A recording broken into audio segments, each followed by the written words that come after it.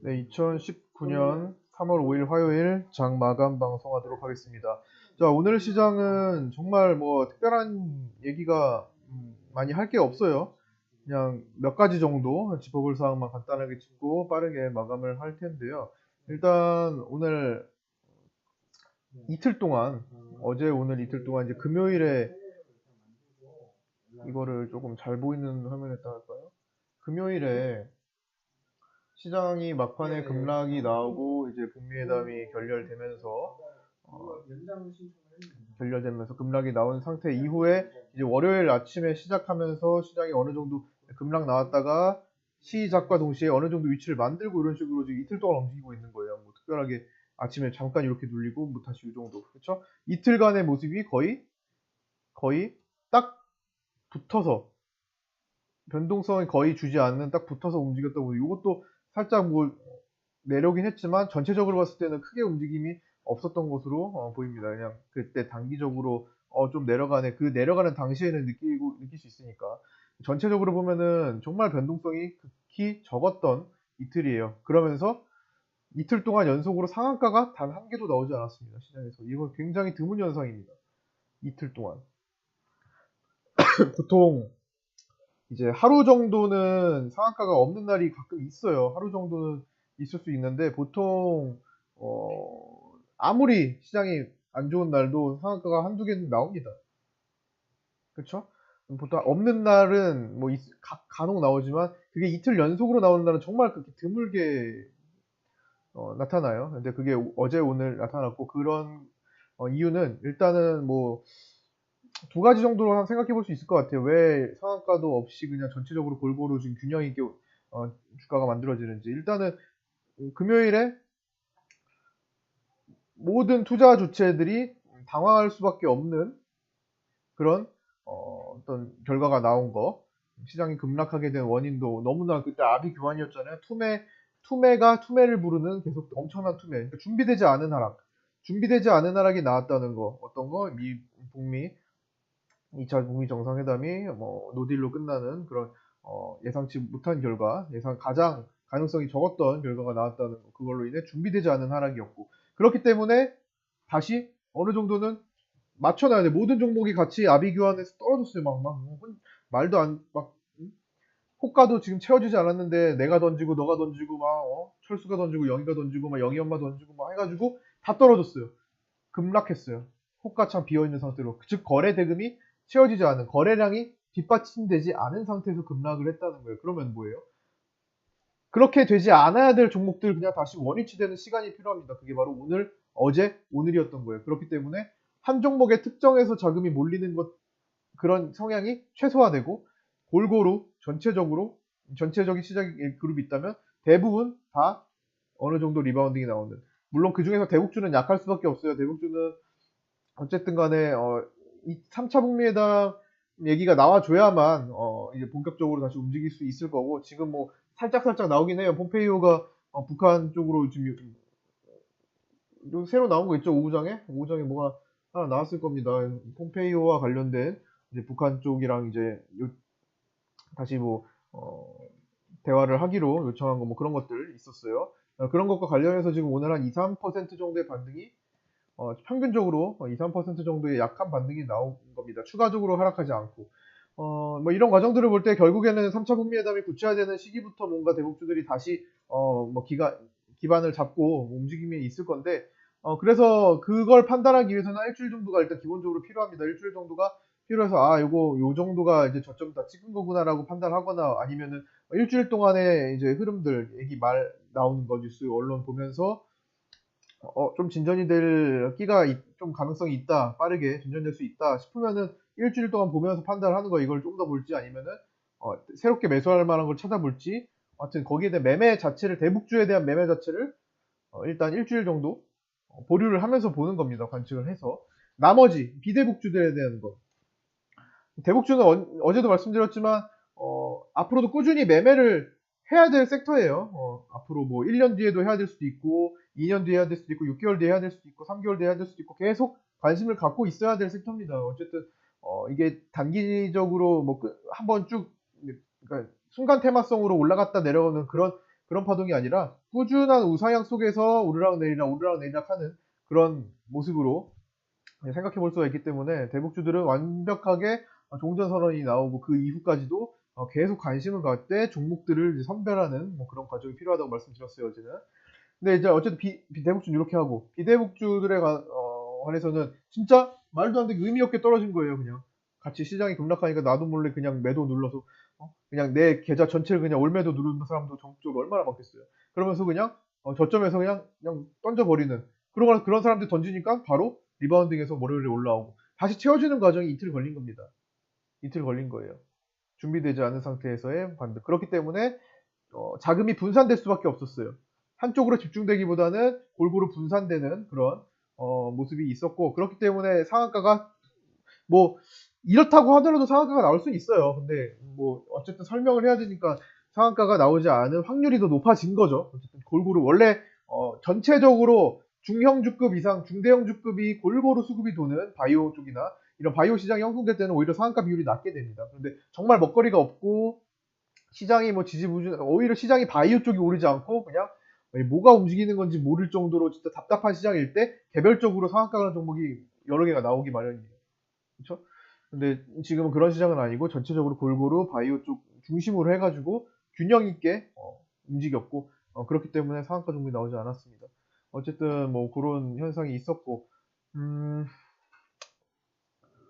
뭐 이게 뭐 두 가지를 이렇게 한 번에 설명할 수 있을 것 같아요. 그냥 그런 흐름이 있고 시장 자체는 지금 240 분봉선을 전후로 해가지고 오르락 내리락 했어요. 들락날락 했습니다. 여기 보시면 여기 노란 선을 기점으로 계속 들락날락 하는 모습 보이시죠?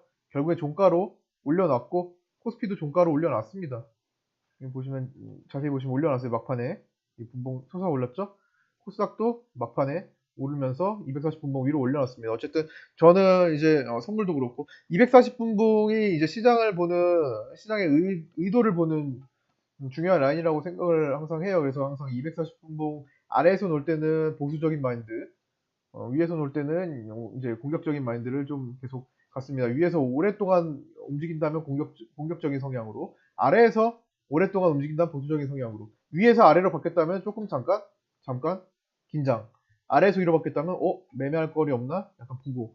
그러니까 이런 식으로 240분봉 기준을 좀 활용을 하는 경향이 있습니다. 저는 어쨌든 그 기준으로 이틀 동안 움직였고 네, 뭐 시장 수급 자체는 어제 코스닥에서 2천억 정도가 이제 개인 매도가 나왔죠. 근데 오늘은 700억 정도, 3분의 1 정도를 다시 개인들이 채우는 흐름이 나왔습니다. 그래서 뭐 특별하게 올려주지도 않았고 내리지도 않은 상황 속에서 개인들이 편안하게 700억 정도를 다시 채우는 그런 모습을 보였고, 외국인이나 뭐 좀 투신이 지금 오랜만에 들어와서 좀 긍정적으로 보여요. 제가 항상 기다렸던 투신의 100억대 매수가 언제쯤 들어올까, 언제쯤 또 연속적으로 들어올까, 뭐 하루짜리를 보고 판단할 수는 없겠지만 이게 2, 3일 연속적으로 또 들어와 준다면은 시장에 어떤 탄력을 또 불러일으키는 성향이 있기 때문에 불러일으키는 또 계기가 될 수 있을 겁니다. 워낙 시장가 매수를 잘 하고 시장가 매도 막 주체적으로 좀 매매하는 습성이 있다고 말씀드렸죠. 그냥 외국인들이 오늘 좀 빠진 것들은 이제 오전에 이제 오늘 아침 10시 정도에 이제 1시간 동안 급락이 나왔잖아요. 시장 급락이 나왔는데 이제 그것은 이제 MSCI라고 불리는 신흥국 지수에 중국 A, 중국은 이제 여러 가지 우리도 코스닥, 코스피 이런 것처럼 중국도 나눠져 있잖아요. 이쪽에 이제 MSCI의 이제 편입, 쉽게 말씀드려서 예를 들어서 지금 뭐 언론에서는 18조 정도를 예상하고 있어요. 18조 정도를 우리나라에서 빠져서 이제 중국으로 들어갈 확률이 높다. 뭐 이런 식으로 분석해가지고 외국인들이나 뭐 기관들의 자금이 그게 이런 소식이 전해졌을 때 이탈이 됐었어요. 그러니까 일정량을 투자를 하는 뭐 그런 펀드가 있다고 하면은 그게 이제 이쪽에도 들어가고 이쪽에도 들어가고 막 하잖아요. 골고루 들어가잖아요.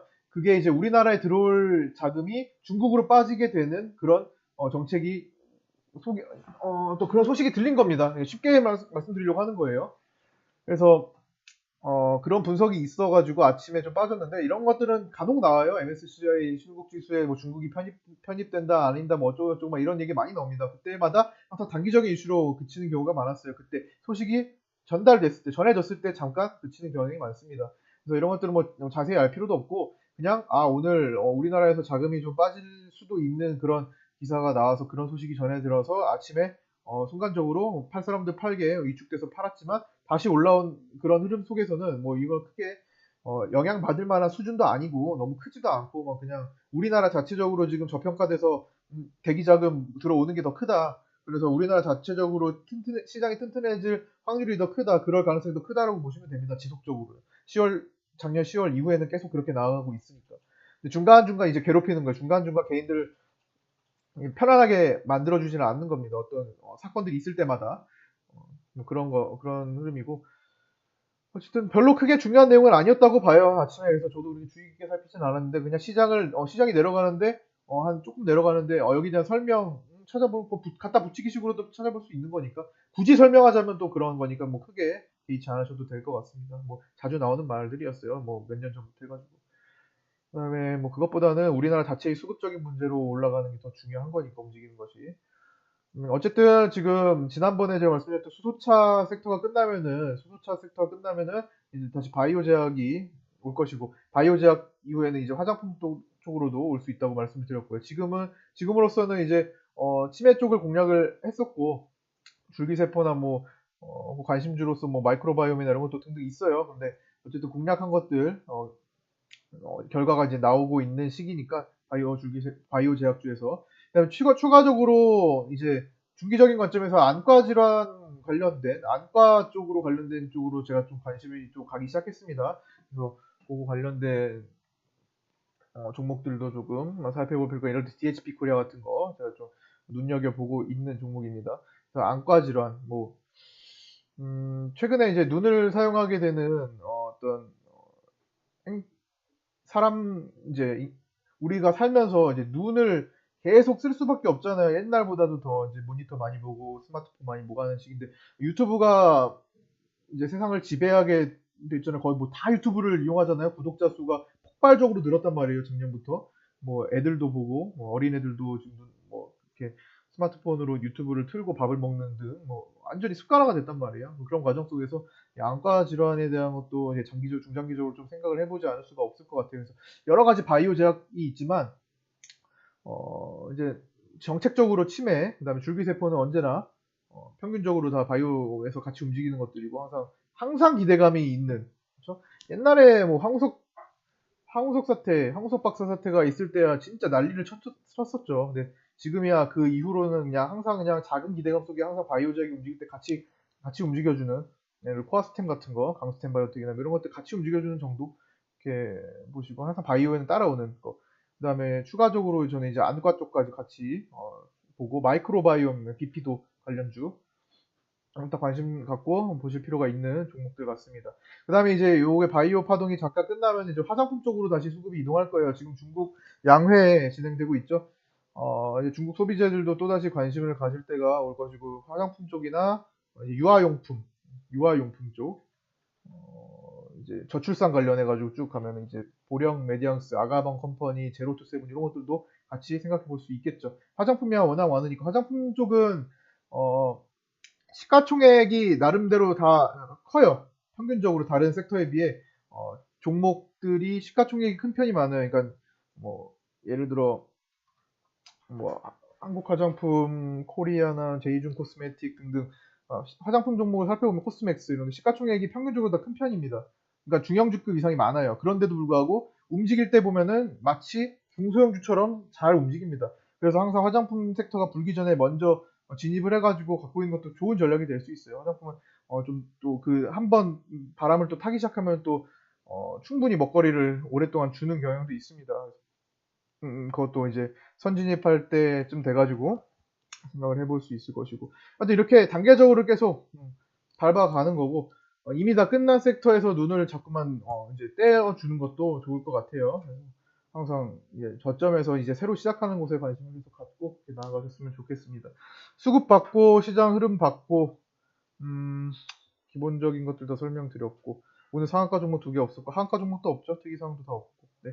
거의 뭐 거래대금도 얌전했고요. 거래대금이 뭐 특별하게 작았다고 보지도 않고 거래량도 특별하게 작은 시장도 아니었는데 종목들이 전체적으로 균등 있게 움직이다 보니까 그러니까 금요일에 만든 것을 회복하는 장세다 보니까 좀 둔하게 느껴졌을 겁니다. 이게 움직임 자체가 평소보다 이게 종목들이 활발하지가 않았어요. 근데 뭐 이런 과정도 거쳐가야 이제 또 중형주급 이상, 뭐 중대형주급 이상이 또 시장 한번 또 올려놓고 그 다음부터 이제 중소형 장세가 펼쳐지는 이런 단계를 밟아가니까 이런 구간은 그냥 차분히 넘어가시면 될 것 같습니다.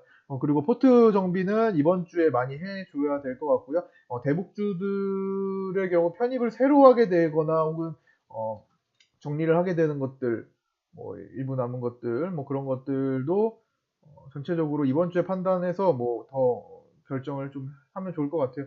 어쨌든 끝나지 않는 장기적인 어떤 관점에서 보면은 메리트 있는 것들이 지금 이제 점점 옛날에는 200 종목이었다면은 지금 100 종목, 뭐 지금은 50 종목 이제 계속 축소가 될 겁니다. 이제 매매를 할 종목들이 이제 점점 축소되면서 이쪽으로 사람들이 몰릴 거예요. 이제 거기에 이제 한번 딱 제대로 되는 그 어떤 선별이 되는 과정 속에서 정말로 진짜로 진짜 배기 파동이 실질적으로 매출을 발생시킬 수 있는 그런 종목들만 남길 겁니다. 거기서부터 먹거리를 또 찾아내면 될 것이고요. 자, 이런 것들은 좀 길게 바라봐야 될 것이고, 뭐, 이제, 지금 당장은 눈을 다른 데다 돌려서 다른 매매를 바이오 쪽으로 해줘야 될 겁니다. 당장은, 지금, 당장 말씀드리는 거 아니니까요.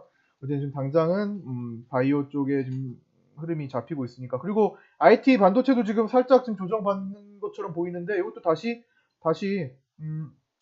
2차 파동을 또 준비를 할 겁니다. 뭐, 그 틈을 이용해서 저점 매집이 또 들어갈 수 있어요. 그런 것들도 지금 분위기를 보고 있으니까, 항상 외면하지 마시고, 전체적인 그 섹터 흐름을 봐주는 것이 중요할 것 같아요. 자, 오늘 이 정도로 마치도록 하겠습니다. 수고 많으셨고요. 내일 뵙도록 하겠습니다.